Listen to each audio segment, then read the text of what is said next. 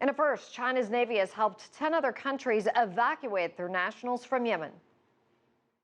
This evacuation is a humanitarian aid that China conducted at the request of related countries. It's also a special action that Chinese government took for the first time to evacuate foreign nationals from dangerous areas.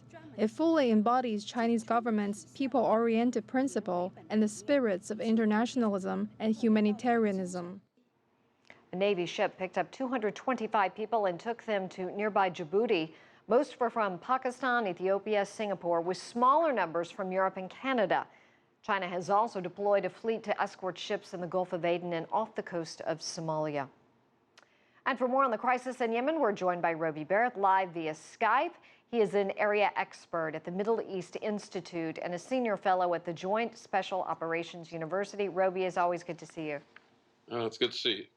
There are reports that coalition airstrikes have driven back the Houthis in the port city of Aden, Yemen's major hub, and the embattled President Hadi's last seat of power before he fled to Saudi Arabia. How significant is this development, and would it essentially be over for Hadi if Aden falls? Well, the issue really is not that much with Hadi, in my opinion. The Hadi is a symbol of the southern Sunni element in Yemen. Really, what the Saudis are looking for here is a reestablished equilibrium. The Saudis have always believed that Yemen was fundamentally at least two separate cultures, one being Sunni in the south and on the Sahama, and one being the Zaidi culture of the north. And so what they're looking for is an equilibrium, and they're looking for leverage. So Hadi coming or going, it's an issue. It would be nicer if Hadi could sustain himself, but if he can't, it's still not going to be over with the Saudis. The Saudis are going to continue to support the Sunnis against what is, in effect, a Zaidi attempt to reassert what Saleh did in 1994 and conquer the South. But in securing Aden and pushing them out, what I'm asking you, is that significant and that this was a very vulnerable area? Well, I think that the Zaydis in the north, whether it be the Houthis or whether it be Ali Abdullah Saleh involved or whoever's involved, are going to find it's going to be more difficult if the Saudis put the leverage down. So I think that that's a step in the right direction.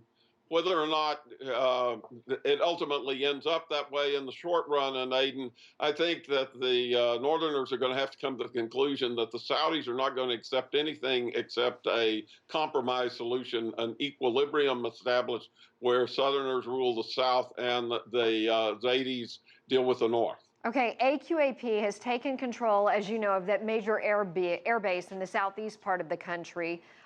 So essentially, who is winning this war with all these new reports we're getting in? But this is an ongoing civil war. Yemen is always in a state of chaos. It's just sometimes it's worse than others, okay? So Ali Abdullah Saleh managed to control parts of the country for 33 years, but he didn't control all of it, not nearly all of it. And so we're going to see this to and fro, back and forth, gains, losses for quite some time, until there is some kind of settlement on the thing. I don't think the Saudis, frankly, are going to give up on their insistence on some sort of two-Yemen approach and independence for the South, because the South is very culturally different from the North. Can they win? Can the Saudi-led coalition win, Roby, without putting troops on the ground? We know the Houthis can easily blend in with the population there. And what are they waiting on if they're going to do this?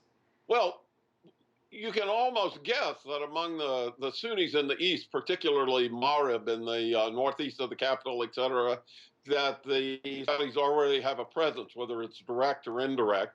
And I don't think it's ever going to be settled. I don't think they're going to be able to come to some sort of functioning society. Forget about a state, because Yemen's not a state, but some sort of functioning society, whether you're a Zaidi or what, until there is a deal, and Saudi Arabia is at least mollified by what's come out of that deal.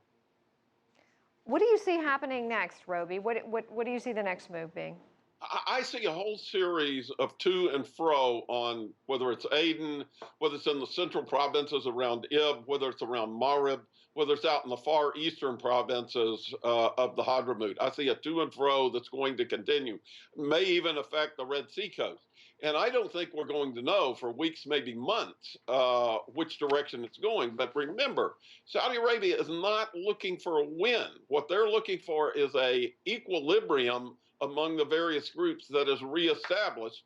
And they want to be the force that has the greatest amount of influence over various groups and the overall stability of the country. And I think that doesn't take, if you put boots on the ground, that doesn't take a lot of boots on the ground to do that.